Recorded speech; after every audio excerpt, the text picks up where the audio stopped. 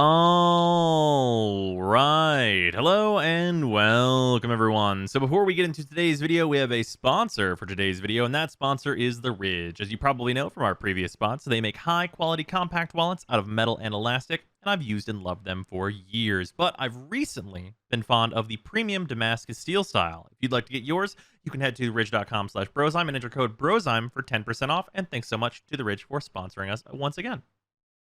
All right, Necromex, what do you need to know about them? First and foremost, Void Rig is not only the easier Necromech to acquire, it is also the better Necromech. So if you're going to invest in one or the other, or want to know which one you should get Void Rig. And that pretty much revolves entirely around guard mode being absolutely incredible and being one of the higher damage things that you can do, kind of just period, because it is a very, very powerful turret, explosive rounds, just rapid fire mode that you can go into.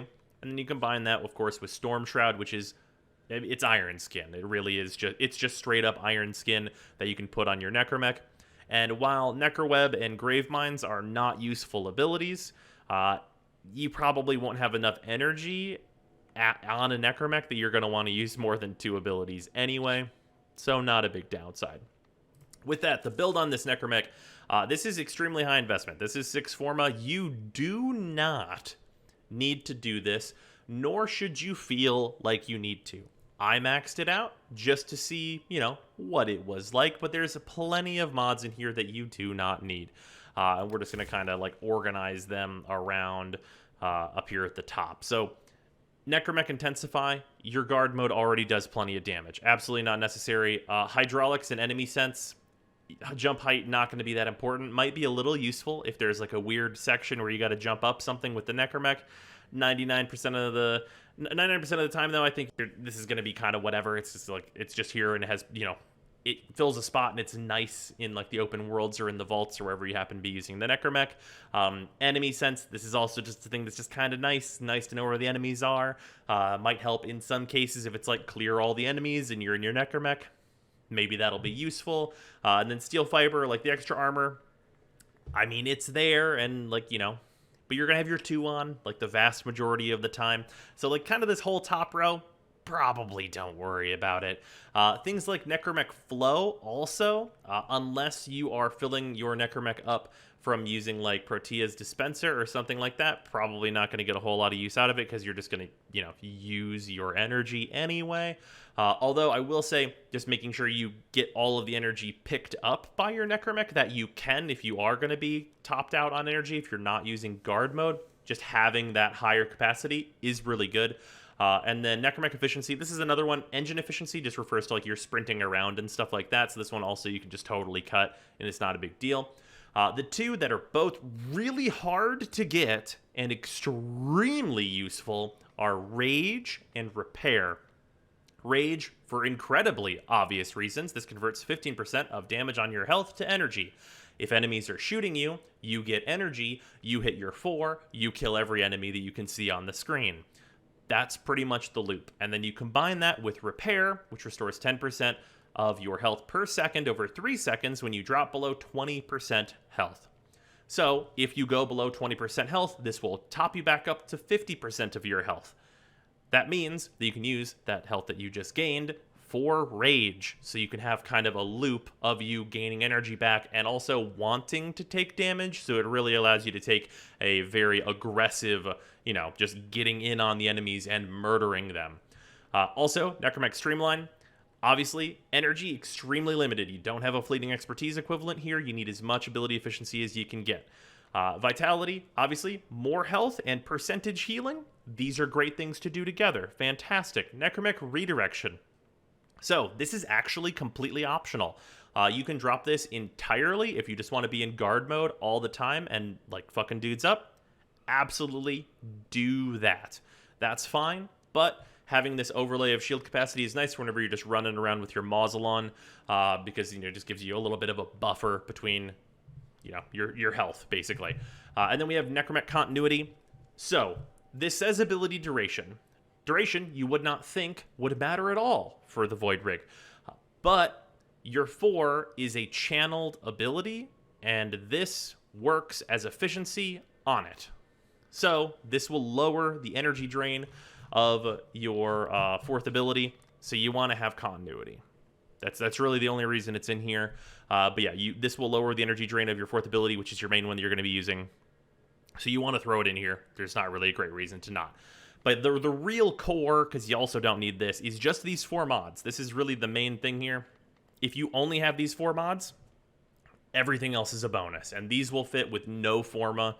And I think base polarities, I think these actually fit even with no catalyst. I think that's the case. But yeah, if you have these 4, you're going to be in good shape on the Void Rig, honestly. Anything else that you want to go in and do, by all means do so. Necromac Repair and Rage. Good luck getting them. If you can get them for like a decent plat price, would highly advise. But yeah, other than that, Mausolon build. The Mausolon comes with either of the Necromex and is the best art gun, period. This is what you're going to want to have equipped. Max out build, 1 Forma. Honestly, if you wanted to do no Forma, drop Critical Focus. 100% drop Critical Focus. Throw in whatever else you can fit on the 6 points, which is like, maybe like an under-leveled, I don't know, Venomous Clip or whatever. Honestly, probably not going to matter in like the grand scheme at all. Critical Focus also only works when you're ADS, but is a really, really large boost to your damage output, so it's very nice, of course. But yeah, if you just want to throw in like a lower leveled elemental or something in here, or like just whatever, it's like super not going to matter whether or not you have Critical Focus. This is one of the harder mods to get anyway. And of course, if you only have like combustion rounds and these types of mods, you can also just like throw a Forma in where dual rounds is, and then make it so you can use all these higher elementals as well. If you have those and don't have the 60/60 mods, that's also super fine. But yeah, Mausolon, definitely the only art gun you're going to want to be using. And then we have the Archibex. So the Archibex, this is just the weapon that comes with and is used in guard mode. This is the build for it. You do not, under any circumstances, need to go this far. You can have this exact same build with not 2 Forma invested in it and just a drop automatic trigger. That's it. Just a drop automatic trigger. It's like not a big deal at all. Drop this and you save 8 points on that, and then you'll just use regular Rubido lined barrel, because of course, like who besides some schmuck like me is leveling primed Rubido lined barrel, right? Only someone like me, a true schmuck, would have leveled this thing. So yeah, just use regular Rubido lined barrel. Don't use automatic trigger. It'll be more than fine. But yeah, that's what's up with the Necromech here. Now let's talk about our Railjacks. Okay, Railjacks. So this is going to be another case of you don't need this much, almost certainly. I really doubt DE is planning for anyone to have like full investment Railjack stuff, but if you want to know what full investment Railjack stuff looks like, let's talk about it. So first and foremost, the parts that I'm using a Zetkey Shield Array, which has worked out very nicely. Shield Array, probably the single least important part, though. I'm using a Vidar Engines, which I like quite a lot. And then Levon Plating. Levon Plating is pretty objectively the best. It's just got an absolute ton of hull and an absolute ton of armor, which is going to be... it's where you want to be. Generally speaking, I think Levon is the best, and then the reactor is going to be the Zetkey reactor is what you want, because this is going to give you more strength and more range, and for all of the things that we use, those are the 2 stats that are the most important, namely strength, which this, of course, has the most of. I will say that in terms of like the secondary ability, I think there's a couple that are probably better than automatically repairing the electric hazard, but that secondary ability also really doesn't matter too much anyway. Other stuff that you can get on there, though, if we just want to inspect these. Repair. I only had the one. Yeah, it's just another electric one. But yeah, that stuff, this is what I would suggest in general. Obviously, don't feel locked into it. You just want Mark III of whatever, and that's going to be much better than anything you're going to get out of the dojo or anywhere else. So if you can just get a Mark III anything, that's going to be way more than enough, I think. In terms of guns, the guns that I would very much suggest are the Zetki Photor Mark IIIs. These are fantastic for one main reason. These go through physical enemy shields. These have punch through. They go through physical enemy shields. And what I mean by that is like the Corpus shields and stuff that like they rotate around and come up in front of you and they have the drone that you need to destroy. This goes directly through the front of that, kills the drone, and then the shield goes down. Besides that, they are hit scan beam weapons that are really good at destroying fighters. These are extremely, extremely good for either your side guns or your main guns. And the AI is really good at using them because they're hit scan. All they have is like a small kind of ish downside is that their range is not the best, but it's also not short. For that, on the side guns, I like to use Zetki Talon. The Talon are hit scan, but they're machine guns. And they are also heat damage, which you'll notice is a trend between these two. Notable thing, Zetki Talons, and just Talons Mark III in general, are bugged right now and do not drop anywhere. So, if you don't already have them, I would highly advise you to use Zetki Photor Mark IIIs on both of your slots, because these do drop right now. But yeah, as far as I can tell, these do not drop anywhere in the game at current and are bugged to not drop, so you're not going to be able to get a hold of them. When DE fixes it, probably grab them though. I like them. In terms of mods, there are going to be probably some, changes to this that you're probably going to want to make, I think, and that's because most of these are not super important mods. This is, of course, mostly going to be like the really important things here are going to be section density, which is your turret critical damage, predator, which is your turret critical chance, and then hyperstrike, which is your turret damage. Everything else here, like Crimson Fugue, like this is more damage for sure, but it's based on like enemies killed and stuff, and it's not absolutely necessary. Also, it's a very high rank mod, but this definitely would be after the main turret damage. This is what I would go with.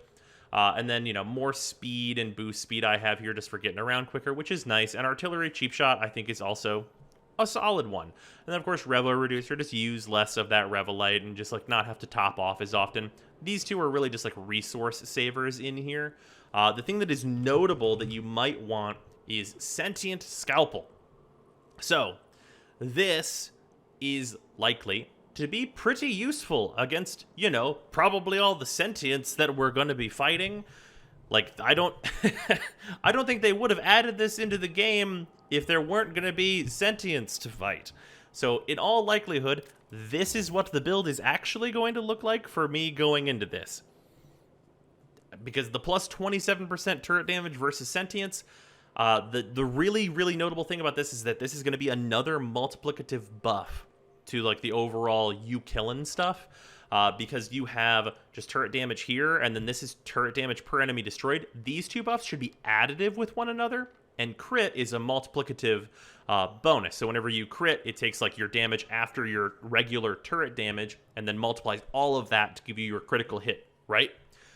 This should function like an elemental and be between turret damage, you get one full number, and then you add plus 27% of that if you're hitting a sentient, and then that can crit. So you're getting actually way more damage than this might initially lead on, because it's going to be multiplying with all of your other types of damage. So if there's like going to be a really hardy space sentient man, this will probably help you kill that really hardy space sentient man.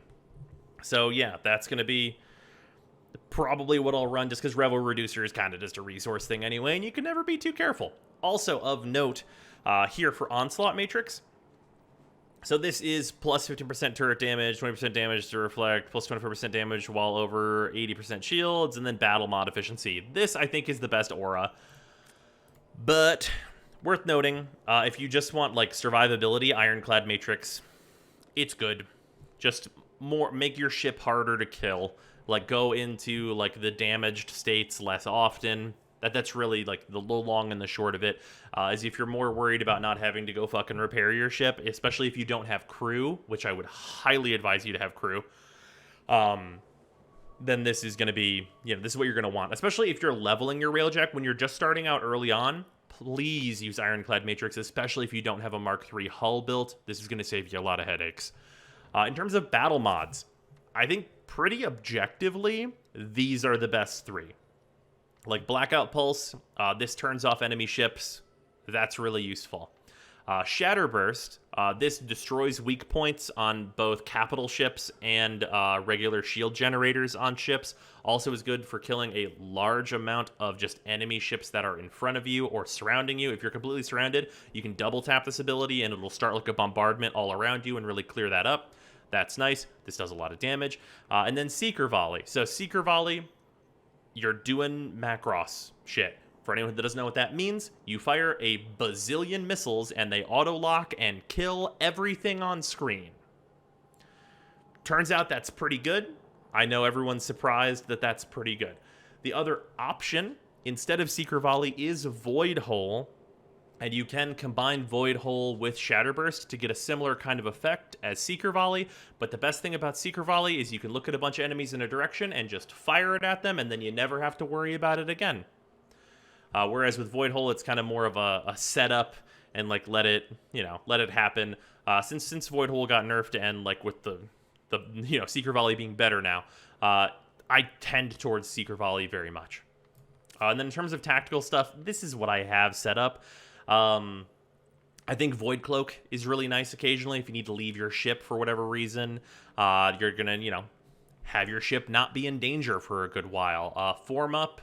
Is like fine.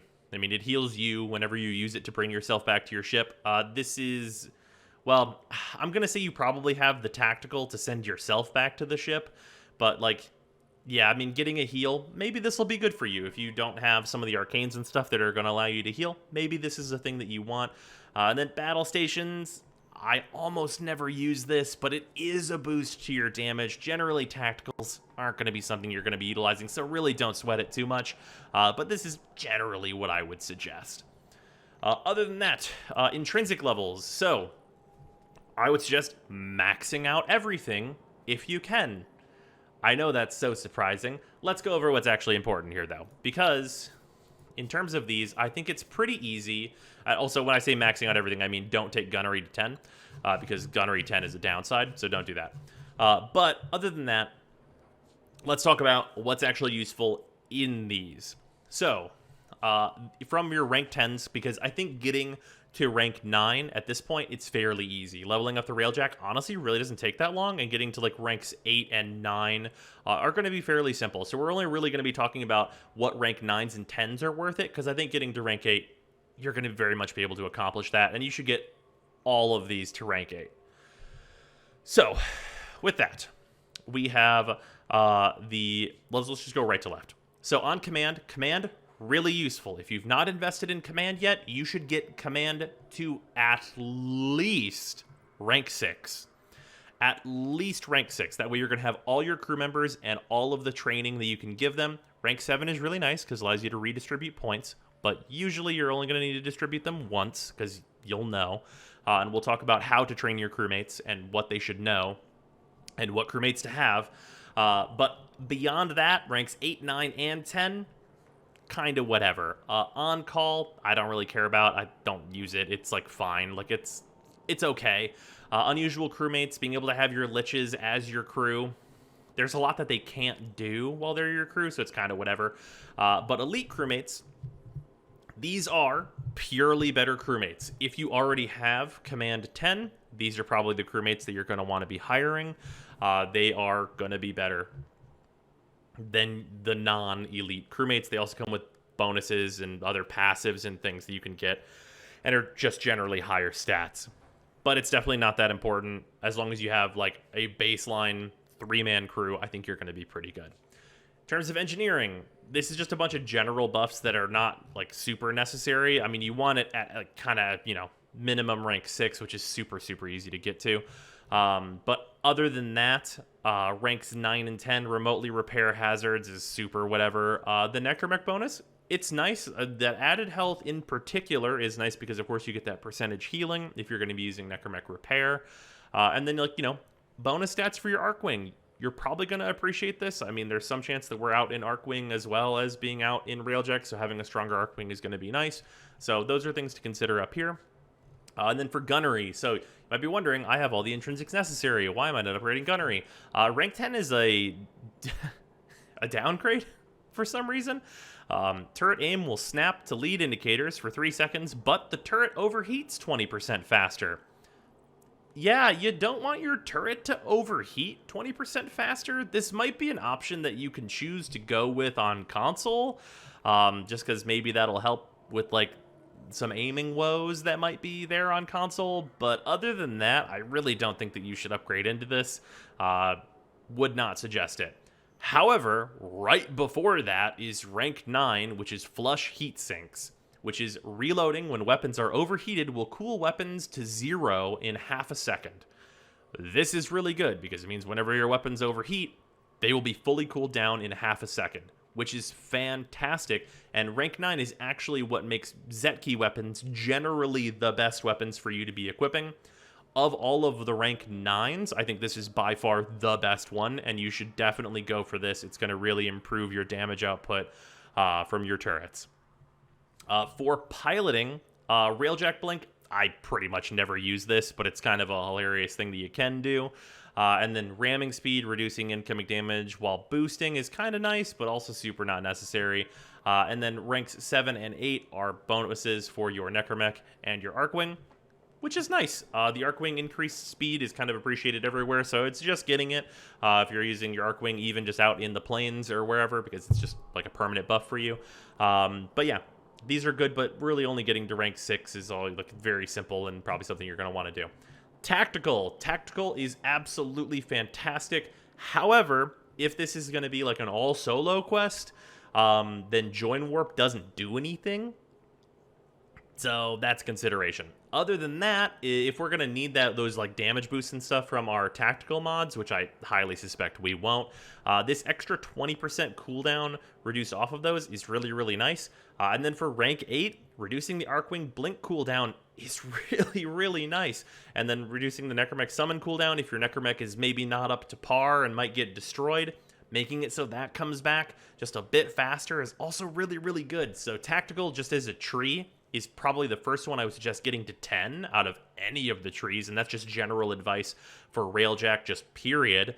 But yeah, this is super good. You should get tactical to 10 100%. Join Warp is fantastic just for general Railjack gameplay, and that's what's going on with all of our intrinsics. Now let's talk about crew and how to arrange this. First and foremost, left to right. This is very, very important. You want your engineer and then 2 gunners. And you want your engineer on the far left because in multiplayer, the far left is the one that gets replaced last. So if you were a party of 3, it'll be you and the 2 players that joined you, and then your guy that keeps your ship repaired. And that's definitely the character you want to keep around so that no one that's like actively playing with you is going to have to come and repair the ship. The AI can just keep that done. So that's the order that you want here. In terms of their training and what skills you want to look for your just, your repair character, you just want them to have max repair. Shocker, I know. And then maxed out combat and maxed out endurance. I will say maxed out combat, definitely not important. You really want that repair and endurance to be the real thing there because you want them to not die and repair your damn ship. Any combat you can get as a bonus. If you're on 5 repair, 5 endurance, 2, 3 combat, that's more than enough. This is an elite crew, so it's to be expected that their stats are just going to naturally be higher than the regular crew. So really just focus on repair 5, endurance 5. You're going to have 3 points to assign here. And so you're just going to want to fill in the blanks, with repair being the number 1 priority and endurance being the number 2. And combat being number 3. And obviously, your repair character doesn't have to worry about these 2 skills at all. And then, in terms of your 2 gunners, I would suggest that your second slot, your gunner here, also be able to pilot. So, the big thing here is that these bottom 3 stats don't matter at all, and you want them to have maxed out piloting and maxed out gunnery, with an emphasis on gunnery, because they're usually going to be in the gunner because you're going to be the one piloting, but when you need them to pilot, you want them to be good at it. A notable thing about pilots now is that they can shoot weak points on the outside of objectives whenever you need to go do inside team for taking care of an objective. So sending them to pilot, they will complete those outside team objectives. In Railjack in general, I suspect that will probably be very useful knowledge just for people to have. They did get updated so that they do that. And then for your final character, things aren't going to matter nearly as much. I have chosen to go with maxed out Gunnery, and then they're basically just a backup repair character. So I'm on, 5 Gunnery, 5 repair, and then 4 endurance, which is nice and has worked out. So they're just going to be able to, Gunnery most of the time, and then if it's an emergency and the repair character died or is down or whatever, I can reassign them to go and repair in the middle of a mission, just so I don't have to worry about it. But yeah, that's pretty much what's going on here. In terms of weapons to give them, there's a few weapons you can't give them, but generally speaking, Kuvazar, just give them the weapons that are good. Explosive weapons, they work wonderfully. The only one you really need to care about what weapon they have is going to be your repair character, because this is going to be the character that's not, busy in a seat where they're up in like the gunnery turrets on the bottom and top, or, if you were option select for a pilot, they're going to be in the pilot seat, so they're not going to be fighting any intruders on your ship, but the engineer probably will be the character doing that, so they're going to be the one you want to have kind of your best weapon that you can hand off to them. But yeah, other than that, that's going to be pretty much everything. But yeah, I may have to split this into 2 videos. There's quite a lot of information here. So whether or not this has been 1 video or 2, I hope you guys learned a lot, and I will see you tomorrow. Goodbye, everybody.